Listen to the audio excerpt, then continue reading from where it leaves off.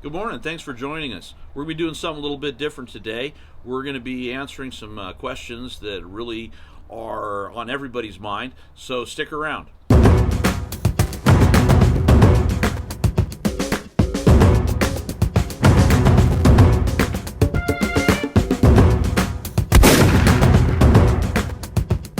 Thanks for joining us on Shooter the Series. My name's Ed Thorell from Firearms Education and Training, and today we're going to be tackling some controversial issues that the media seems to be glossing over. Today we're also joined by Isaac Thiel. He's the son of our producer. He's 19 years old. He's struggling with a lot of the same questions that everybody else is, and he's trying to get educated. So we're going to do our best to answer questions from his perspective. So Isaac, how can I help? There's a lot of talk about assault rifles and AR-15s. Is there any crossover in that? Are they one and the same? Are they different? Well, it's a good question. You know, the idea of the assault rifle came up in the early 1950s, and it was a move to make a military rifle that was lighter, used a shorter cartridge, something that the masses could use, something smaller than what they call a battle rifle, which has a hell of a lot of kick. With a smaller rifle, you can carry more rounds. So what they call your battle load is going to be lighter because you're going to be able to carry more during the day. So when people talk about an assault rifle, it's a military term. And it's a military term for something that's known as a select fire weapon, meaning that over here you're going to notice there's a switch here. And there's two positions of that switch: safe and then fire. Well, with a semi-automatic like this is, it has two positions, basically safe and fire. For a true assault rifle, you actually have three positions on the switch. That third position allows you to go fully auto, meaning once you pull the trigger, it's going to keep firing until either the magazine is exhausted or you take your finger off the trigger. With a semi-automatic, like the civilian AR-15, you get one shot per pull of the trigger. Now, the reason people are calling this as an assault rifle is they have changed the language to include this. Even though this does not have the same properties or the same mechanics as a military M16, they've changed the category to include it for how it looks. So it looks the same as an M16, but the internals are different. And probably the best analogy that I could use would be like comparing a couple of Ford Mustangs. You might have a Shelby Mustang with a 427 in it, and then you may have a Mustang with a straight 6. It's great for gas mileage. You put the two right next to each other, and they both look great. They're both fun to drive, but one's a race car and one's not. So in that way, the AR-15 is very much a watered-down version of a military M16. And most civilians can't even actually own an M16. It requires special licenses, special background checks, and a very, very small part of the population actually can own one. Movie studios very often will rent them an FFL dealer because they have all the special licensing. So even though they call this an assault rifle, it's not a true assault rifle in the way that it was originally introduced. The language has changed more than anything else. So what was the weapon that was used in the shooting? Was it something closer to this, or was it a military grade? What was it? Well, actually, you know, we've got the AR-15 here because the AR-15 was used. There's a lot of different variations of the AR-15. In a lot of ways, it's what we refer to as a chassis. There are so many ways to customize it or personalize it. There's lots of different accessories that you can use for building one out. And you know, one of the things that came out this week was he was using a civilian AR that he bought legally from a Florida gun store.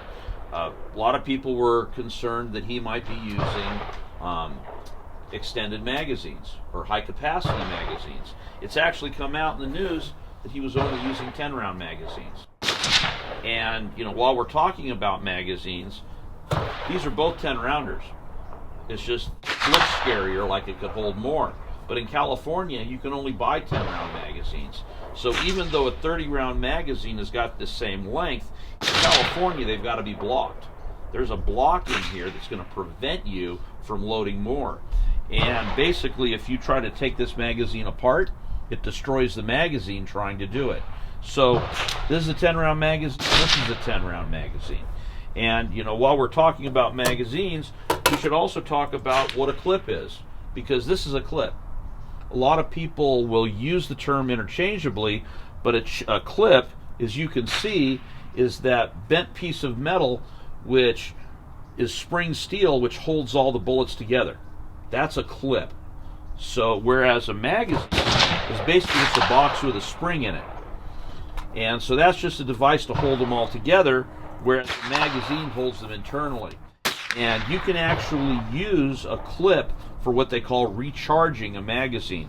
There's a little device that goes on the back called a spoon, and basically you set it in the spoon and you can just run it down with your thumb and reload it. You don't see it very often though. These are very old school. It's easier now just to load a magazine one at a time. And you can kind of see with this magazine how they kind of stack inside, one on top of the other, and they're kind of offset. So that's it with the magazine. In California, like I said, you can only buy 10 rounders. Sometimes they'll look like this, sometimes they'll look like this. But they both contain the same amount. A lot is just cosmetics. There was a general on CNN who was talking about the weapon, and at one point he mentioned that it can shoot not only in semi-auto, but also something called fully semi-auto. Is that a thing, or was it just a mess up in his speech? It is really more of a mess up, because even though this guy was a U.S. Army general and he should have known better, there's no such thing as fully semi-auto. There's a lot of misconceptions when people talk about AR-15s, because no semi-automatic rifle has ever been adopted by any military for their forces to use. Militaries only pick up rifles that have a select fire that can shoot fully auto or semi-auto. But with a semi-auto version, a civilian version, there is no fully semi-auto. And what this guy really did that confused a lot of people is he's just pulling his trigger real fast. But there's no switch to make a semi-auto fire fully auto. Does that make sense? Does that clear this up? Yeah. Later on, we're going to give you a chance to fire one of these, and you'll have a chance to actually see how the triggers work, to see how the fire select works, and you'll be able to tell for yourself right away that this thing only fires one bullet at a time, and that's semi-auto. I'd assume that it's a very popular weapon of choice. What's there to like about it? What's there not to like? What makes people keep coming back to this? Well, the AR-15 came out in 1959, and it was really a game changer when it did. Most rifles that came out prior to that were all made out of wood and steel. There's a guy by the name of Eugene Stoner who invented this. He came out of the aircraft industry. He was an engineer, he was out of work, and what he did is he'd been fiddling with guns his whole life and decided, let's do something different.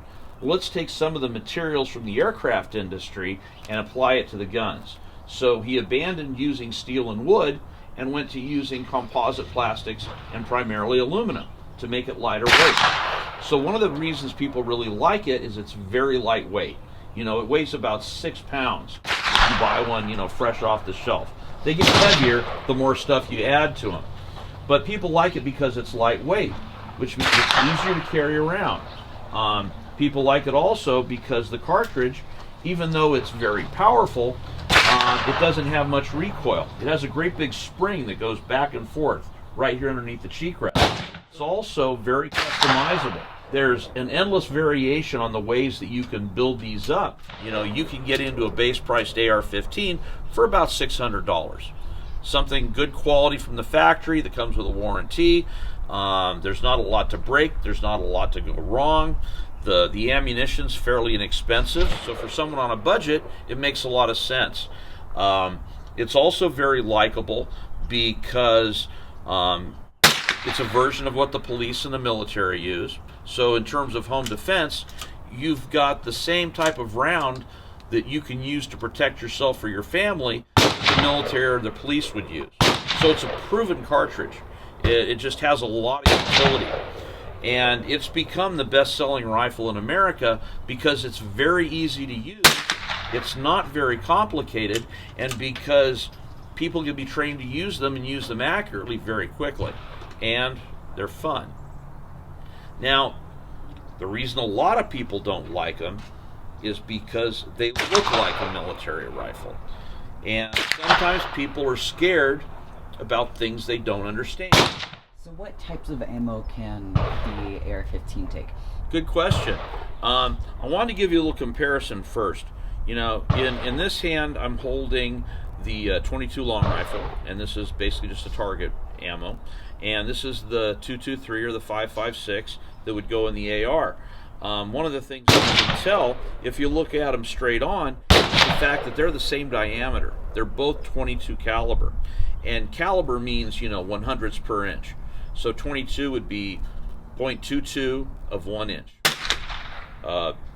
This one here is a 223, but it's basically the same size.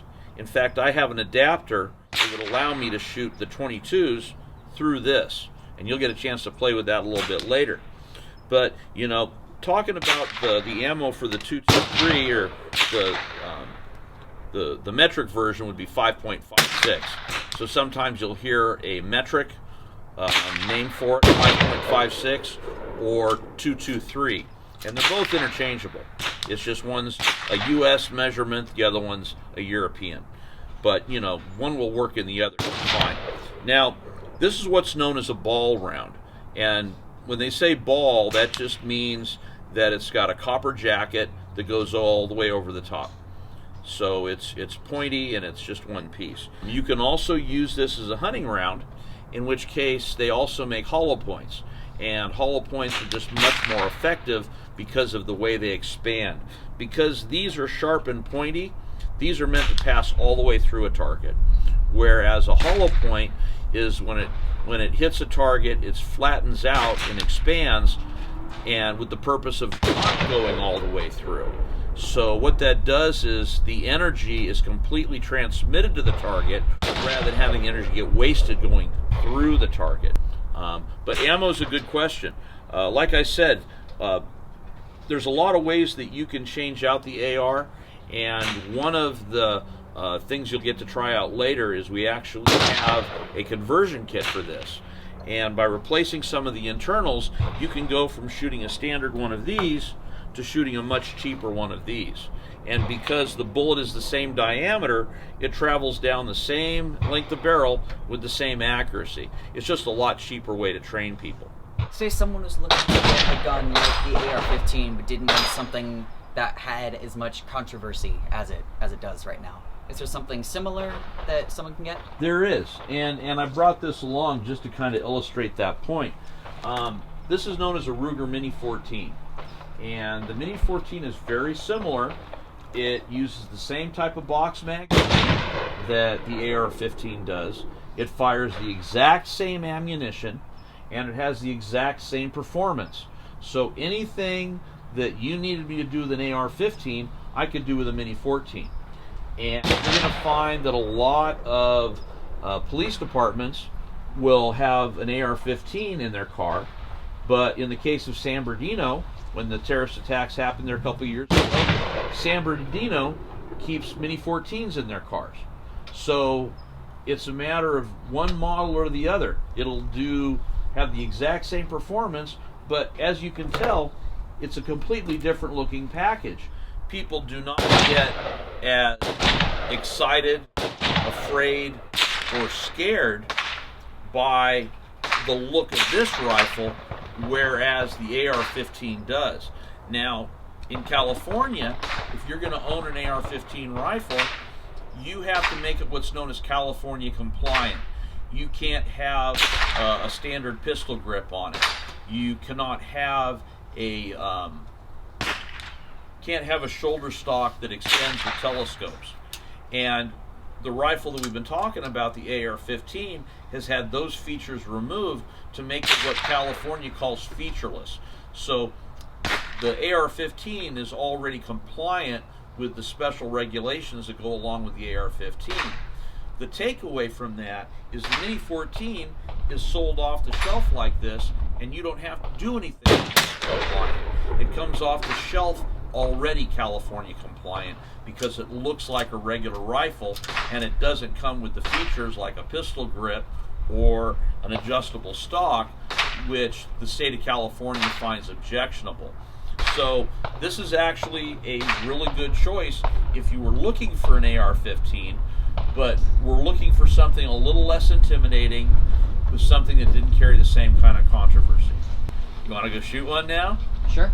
Outstanding. Well, we're going to get Isaac going here in about a minute to fire his first shots through an AR-15. But first thing I want to do is run through some of the safety procedures. The NRA has 3 safety rules which you always have to follow, and that's the way accidents are avoided. The first safety rule is you always keep the gun pointed in a safe direction. In this case, downrange towards your targets. The second is you always keep your finger off the trigger until you're ready to fire. And the third is you always keep the gun separate from the ammunition until you're actually ready to fire the gun. So what I want you to do for starters is go ahead and take that magazine that we've preloaded, going to lift up the rifle a little bit and slide it into the magazine well. Make sure it's got a good positive click, that it's seated. Outstanding, that's good. All right, now we talked a little bit about your shooting position. So go ahead and grab the rifle on the pistol grip.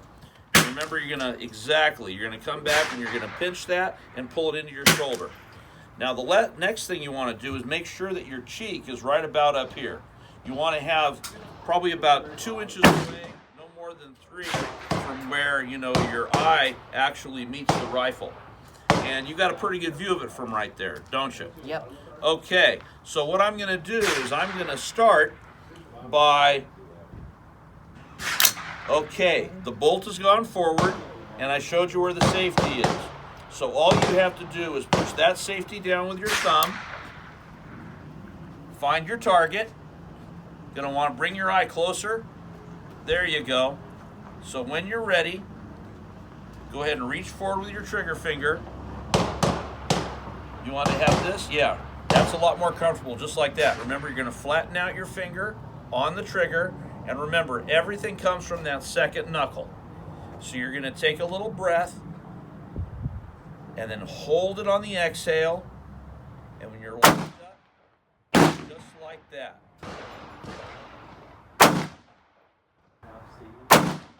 Nice. Pretty cool, huh? Keep on going. You got a couple more in there.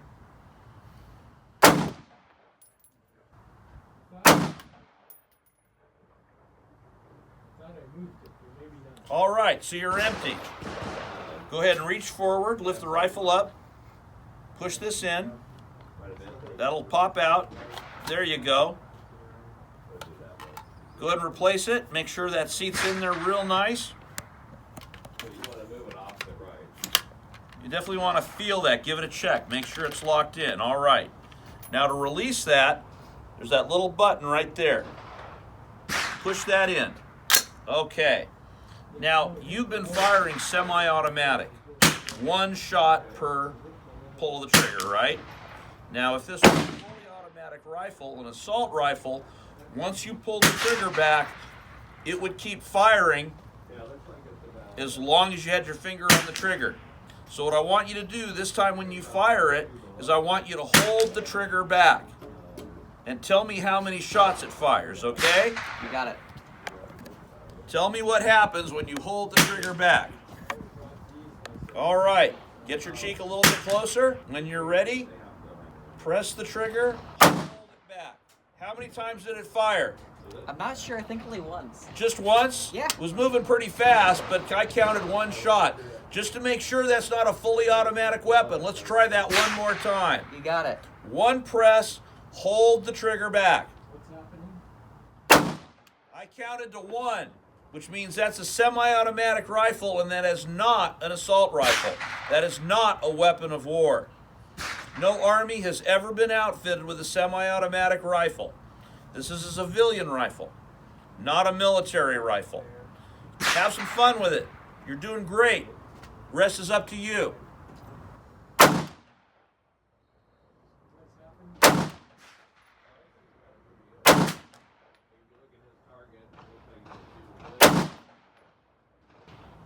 All right, you're empty. It's always kind of sad when it runs out of bullets, isn't it? Will you let me know when you start having a good time? I am. Okay. All right. So tell me what you think about the AR-15. It's not as scary as people make it out to be. Did it have much kick? A little bit. Not a whole lot. But it didn't hurt you, did it? No. Did you think it was easy to shoot? Yeah. Do you want one? Probably. At some point. All right, all right. Well, I'll tell you what, you also had a chance to look over the Mini 14. How'd you like to give that a go also? Why not? Outstanding. All right, we're back with Isaac, and he's going to fire off some rounds off the Mini 14. It's a little bit trickier to get this thing inserted, and a lot of it's based on feel and practice. So I'm actually going to help get you started so you don't have to struggle with it. All right, so go ahead and get your shooting position again. Remember, finger off the trigger. You want a good solid grip. All right, feeling good about that? Now what you want to do is with your right hand, I want you to pull this back a 1/4 inch, let it slam forward. Just like that, you are good to go. Whenever you're ready, remember, flatten out your finger on the trigger. All you got to do is just give it a little bit of pressure.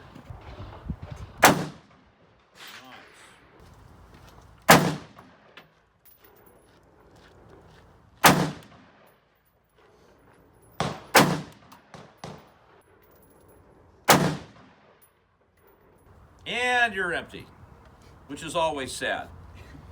So, Mini 14. Fires the same round as the AR-15, but it's a little bit different. It's like, Mac versus PC. Just a different operating system. What'd you think of it? It was nice. Not too much kick? Yeah, I promise you, you're not going to go home all bruised up. But, you see, you can do the same thing with this rifle that you can with an AR. It's the same bullet, traveling the same amount of distance. Not much in the way of difference. So what did you like better, the AR or the Mini? This was a little easier to get my grip on. Yeah, the grip that we put on there, that's to make it California compliant. It was to make it legal, not necessarily comfortable. So if it had just a regular standard pistol grip on it, it would feel actually really comfortable.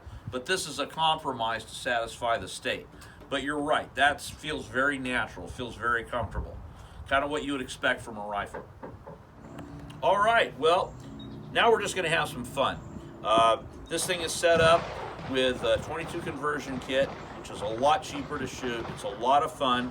So what I want you to do is I want you to start off by taking one of the magazines and slide it into the magazine well. So you hear the click, it'll go in. All right, yep, you're ready to go. Now you want to pull the charging handle all the way to the rear and let it slam forward. Yep, let it go. Good job. All right, so get into your shooting position again. Yep, just like that. And because the 22 is not moving quite as fast, you're going to want to aim about 2 inches high. So, instead of aiming dead on at the center of the target, just aim up just a little bit. Good to go. Oh, that's nothing. Yeah.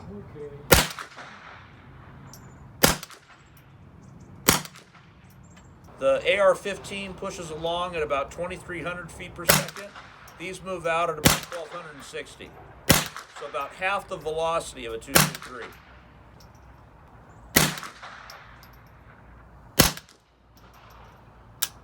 Excellent. Was that serious fun? Yeah. Yeah, buddy. All right, well, that's the results of a great day at the range using the AR-15, the Mini 14, and then also the 22 caliber conversion for the AR. So tell me what you thought about the AR. It was nice, not super hard to use, didn't have a lot of force kicking back. It was a lot of fun. You didn't feel scared or intimidated? No, not at all. You didn't feel evil just picking it up? No. How about the height? I can see why people like it. Okay. Do you think of it as a weapon of war or as an assault rifle? Or do you think the media is kind of overplaying it? A little bit. A little Yeah. bit. Okay. All right. Well, Isaac, you did amazing. Thanks. I'll shoot with you anytime. Anyway, another great day at the range. We had a great day. It was perfect. I'm Ed Thorell from Firearms Education and Training. You can come check us out on the social media that's located at the bottom of the screen. Check out our links.